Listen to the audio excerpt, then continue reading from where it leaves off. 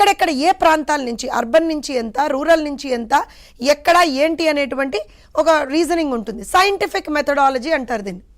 మరి అక్కడ ఉన్న వాళ్ళకి అందరూ 10th class first class candidates కదండి వాళ్ళందరూ. సో వాళ్ళకి అర్థమవుతుందని మనం భావిస్తూ చెప్తున్నాం. అయితే ఇవాళ ఇక్కడ ఏంటంటే, నాకు నిజంగా మీరు ఇందాక ఒక మాట చెప్పారండి, 40 సర్వేల్లో 5 మాత్రమే వాళ్ళకి ఇచ్చారు అని చెప్పి. మీరు తప్పు చెప్తున్నారు పవన్ గారు. వాళ్ళు 100 సర్వేలు చేసుకున్నారండి.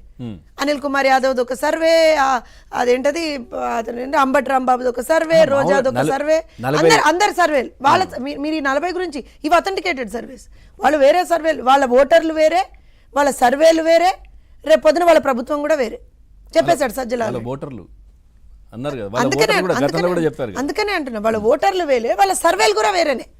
సో ఇలా జగన్మోహన్ రెడ్డి సర్వే కూడా వేరే ఉంది, అందులో వాళ్ళకి వాళ్ళ రాజ్యాంగం కూడా అది. ఇదంతా ఎందుకు చెప్తున్నానంటే, నిన్న the mouthpiece of YSRCP, ఎందుకంటే ఒక మౌత్ పీస్ ఏమో ఆయనకి హ్యాండ్ ఇచ్చింది, ధోకా ఇచ్చింది పాపం, నిజంగా మాట్లాడాలని సాక్షి ఇచ్చేసింది. నేను చెప్పా కదా మీకు. ఇంకొక మౌత్ పీస్ ఎవరు? సజ్జల.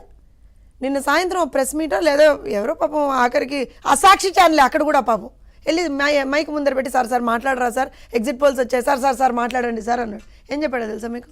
అసలు ఆ వాయిస్లో బేస్ లేదండి. కనీసం ఏం మాట్లాడుతున్నాడో కూడా తెలియదు.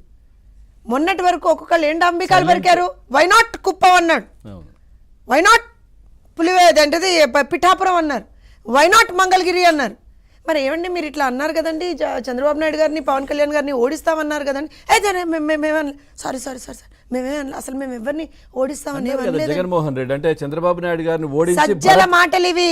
రైట్, సజ్జల మాటలు ఇవి. జగన్మోహన్ రెడ్డి ప్రచారానికి వెళ్ళినప్పుడు కుప్పం నియోజకవర్గంలో అంటే నేను ఇక్కడ భరత్ గెలిస్తే ఆయనకు మంత్రి పదవి ఇస్తా అన్నారు. కుప్పం ప్రజలు చాలా తెలివిగల. నిన్న అదే సజ్జల రామకృష్ణారెడ్డిని అడిగితే ఆయన ఏం చెప్తున్నారంటే, లేదు మేము చంద్రబాబును ఓడిస్తే అనట్లేదు, ఈ భరత్ ను గెలిపిస్తే అంటున్నారు. అంటే ఈయనకి ఓడితేనే కదా ఈయన గెలవాలి. మీకు ఒక విషయం అర్థం కాలేదు. నిన్న ఆ బయట మీ దగ్గర ఉంటే మీరు ప్లే చేయాలి. సజ్జల రామకృష్ణారెడ్డి నిన్న మాట్లాడినటువంటి మాటలు వింటే జగన్మోహన్ రెడ్డి ఇంట్లో ఇంకో 4 టీవీలు పగులుతాయి. ఆల్రెడీ నేను సాయంత్రం నుంచి 4 పగిలాయి, మళ్ళీ ఇంకో 4 పగులుతాయి ఈ సజ్జల మాట్లాడిన మాటలు వింటే. ఎందుకంటున్నా అంటే ఆ వాయిస్లో బేస్ లేదు అసలు. ఏమండి మీరు అట్లా అన్నారట, ఒక రిపోర్టర్ ఎవరో అడిగారు, మీరు చంద్రబాబు నాయుడు గారిని, పవన్ కళ్యాణ్ గారిని ఓడించేస్తామన్నారు కదండి. మేము అనలేదండి, మేము ఎవరిని ఓడిస్తామని. మరి ఎవరిని ఓడించకుండా నీకెట్లా 175/175 వస్తాయి? ప్రజలంటే నిజంగా కూడా నిన్న పాపం ప్రజలు కూడా చాలా కన్ఫ్యూజన్లో ఉన్నారు, ఏం మాట్లాడుతున్నారా అని. అయితే ఒకటి చెప్తానండి, ప్రతి పార్టీకి కూడా రివైవింగ్ అండ్ కమ్మింగ్ బ్యాక్ అనేది ప్రతి పార్టీకి సాధ్యం కాదండి. ఉమ్మడి ఆంధ్రప్రదేశ్లో 10 సంవత్సరాల పాటు మేము అపోజిషన్లో ఉన్నాం.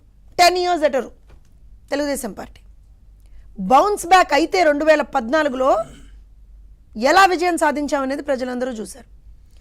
విభజిత ఆంధ్రప్రదేశ్లో ఇప్పుడు 5 సంవత్సరాలు ప్రతిపక్షంలో ఉన్నాం మేము. ఇప్పుడు బౌన్స్ బ్యాక్ అయ్యే విధానం కనుక మీరు చూస్తే, మార్క్ మై వర్డ్స్ పవన్ గారు, వైఎస్ఆర్సీపీకి సింగిల్ డిజిట్ వస్తుంది. Mark my words. ఎందుకో చెప్తాను వినండి.